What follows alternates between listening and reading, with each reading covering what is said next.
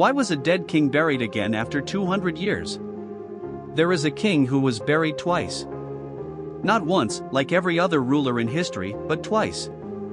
And not days or months apart. 200 years apart. By the time his tomb was opened again, his empire had already disappeared, his language had shifted, and his bloodline no longer ruled. Yet someone, centuries later, made a decision that defies logic. They didn't just move his body. They buried him again, with more care, more ritual, and far greater effort than the first time. This creates a contradiction that should not exist. Why would people invest so much into honoring a king who, by their time, belonged to a completely different world? And more importantly, what did they believe about him that made a second burial necessary? At first, historians tried to explain it in the simplest way possible. In many ancient civilizations, tombs were not permanent. They were reopened, rearranged, sometimes even relocated.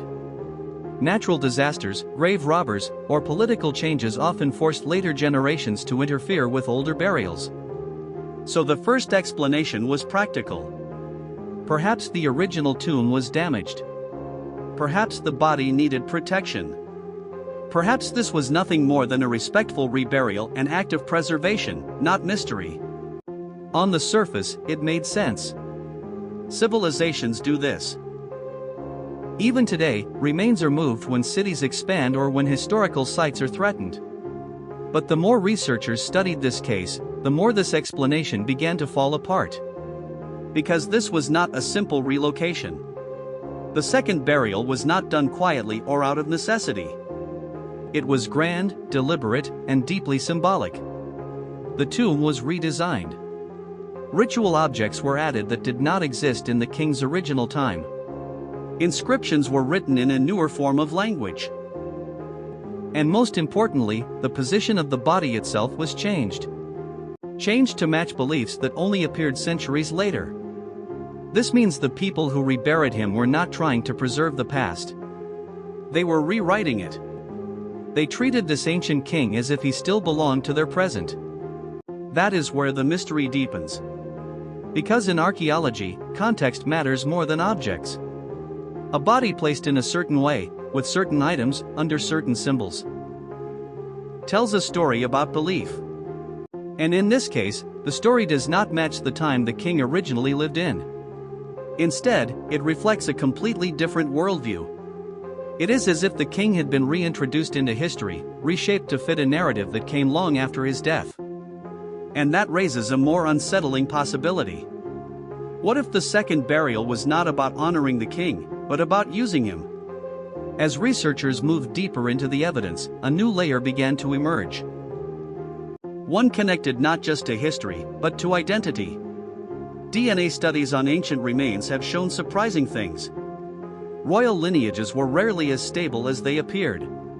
Power shifted, bloodlines merged, and sometimes rulers claimed ancestry they did not truly have. In several cases, kings were linked to legendary figures. So what if this reburial was not random at all? What if, 200 years later, a new ruling class needed a connection to the past and this dead king became the bridge? This theory starts to explain certain details. The upgraded burial suggests reverence, but also intention. The rewritten inscriptions suggest control over narrative. And the timing, exactly 2 centuries later, aligns with a period of political transformation. It is possible that the king was reburied not because of who he was, but because of what he could represent. A symbol. A foundation. A manufactured continuity between 2 very different eras. But this is only one explanation. And like all explanations in unresolved history, it leaves gaps. Because if this was purely political, why go to such lengths in ritual detail? Why follow religious practices that did not exist during his life, but were considered sacred in the later period? That suggests something deeper than politics. Something closer to belief. Another theory proposes that the second burial was driven by religion, not power. In some ancient cultures, the dead were not considered permanently at rest. Their journey continued. And if rituals were performed incorrectly, or if beliefs evolved, earlier burials could be seen as incomplete. the dead might need to be corrected to align with new spiritual understandings. In this view, the king was not being reused, he was being restored, brought into harmony with a system of belief that his own time had not yet developed. This idea is supported by the changes in burial position and the addition of ritual objects. These were not random. They followed precise patterns associated with later religious practices. It is almost as if the people believed the king's afterlife depended on being reburied according to updated rules.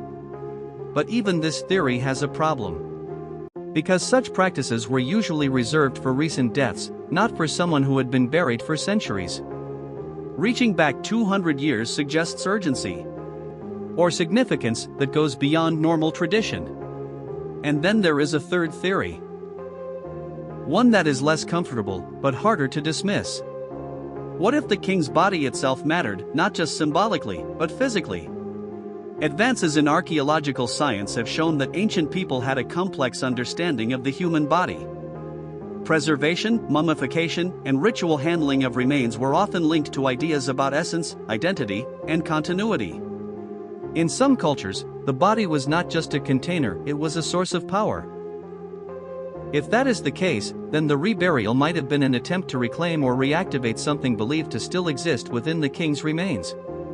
This theory becomes even more intriguing when combined with modern discoveries. Studies of ancient DNA have revealed unexpected connections between populations. Movement, intermarriage, and hidden lineages were far more common than recorded history suggests. If the king's genetic lineage held significance, real or perceived, it could have made his remains valuable. Not as a relic, but as a link. A biological connection to a past that later generations wanted to claim. And yet, even with all these theories, none fully explain the most important detail: the precision of the second burial. The care. The intention. This was not an act of desperation or accident. It was planned. Structured. Almost as if the people involved believed they were doing something necessary, not optional. Imagine standing there. The tomb opened after centuries. Dust filling the air. The remains of a king from a forgotten era lying in silence. And a group of people, from a completely different time, preparing to bury him again, not because they had to, but because they believed they should. What kind of belief makes someone do that? Because in the end, this mystery is not just about a king. It is about how humans relate to the past. We don't just remember history, we reshape it. We reinterpret it. And sometimes, we physically alter it to fit the stories we need to tell. The second burial of this king is not just an archaeological anomaly. It is a reminder that history is not fixed. It is something we continuously rewrite. Even when it means reaching back into the grave and starting again. By the time the second burial was complete, something had already changed. Something that cannot be measured by carbon dating or excavation reports. The king was no longer just a figure from the past. He had been redefined, repositioned, and in a strange way, reborn into a different era. And this is where the mystery becomes more complex. Because if this act was only about power or religion, the evidence should be clear. But it isn't. Instead, what researchers found suggests something far more deliberate, something that appears to have been carefully controlled, and in some cases, intentionally hidden. When archaeologists first examined the second tomb, they noticed something unusual about the inscriptions. They were not just written in a newer form of language. They avoided specific details about the king's original identity. His lineage was simplified. His achievements were subtly altered. In certain sections, titles were used that did not exist during his lifetime. Titles that were common in the later period. This is not a minor inconsistency. In historical records, titles and lineage define legitimacy. Changing them even slightly means changing the story itself. And that raises a difficult question. Were these people preserving history, or rewriting it? At first, this could still be explained as cultural reinterpretation. Civilizations evolve, and with them, their understanding of the past. But then a second anomaly appeared, one that shifted the entire investigation. The artifacts buried alongside the king did not belong to a single tradition. Instead, they represented a fusion of practices that should not have existed together. Objects associated with older rituals were placed beside symbols that only appeared centuries later. It was not a clean transition from one belief system to another. It was a deliberate combination, as if someone was trying to bridge two different worlds into one single narrative. This changes everything, because it suggests that the second burial was not just an act of memory, it was an act of construction. A carefully designed version of the past, built to serve a purpose in the present. And once that idea is considered, a new theory begins to take shape. What if the king's reburial was part of a larger effort to create continuity where none naturally existed? A way to connect a newer regime to an older, more powerful legacy. History provides many examples of rulers doing exactly this. When a new power rises, it often seeks legitimacy by linking itself to a respected past. They claim ancestry, restore monuments, revive forgotten traditions. But in this case, the scale is different. Because this was not just about claiming connection. This was about physically reconstructing that connection through the body of a long-dead king. It is one thing to say you are descended from a legendary ruler. It is another thing entirely to reopen his tomb, reshape his burial, and present him again as part of your world. And yet, even this theory begins to struggle when confronted with one final detail: the condition of the remains themselves. Reports from the excavation describe signs that the body had been handled with extreme care, but also examined. Not in the modern scientific sense, but in a way that suggests close attention to specific physical features. The positioning of the skull. The preservation of certain bones. Even the wrapping methods appear to emphasize particular parts of the body. This is not typical of simple reburial practices. It suggests intention beyond ritual. It suggests observation. This is where the mystery deepens into something far more unsettling. Because ancient societies did not separate identity from the body in the way we often do today. Bloodline, inheritance, and physical traits were deeply connected to power and legitimacy. If the people who performed the second burial believed that this king carried a significant lineage, real or symbolic, then his body was not just a relic. It was evidence. Evidence of origin. Evidence of authority. Now imagine the implications of that. A society, centuries removed from a powerful past, searching for a way to prove that they belong to it. Not through documents, not through stories, but through something tangible. Something undeniable. The remains of a king. In that context, the reburial becomes something else entirely. Not just an act of respect, but an act of verification. A way to anchor identity in something physical, something that cannot easily be challenged. But even this does not fully resolve the contradiction. Because if the goal was simply to claim legitimacy, why alter the details? Why change the inscriptions? Why merge traditions instead of preserving one clear narrative? These inconsistencies suggest that the people involved were not completely certain themselves. They were not just presenting a truth, they were trying to construct one. Carefully.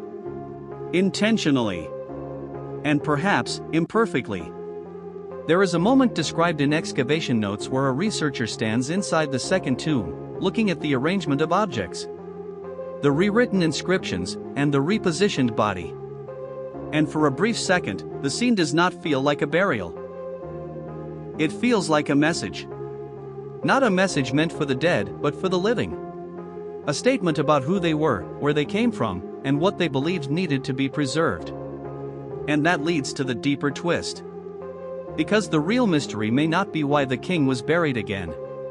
The real mystery may be why the people who did it felt the need to change him in the process.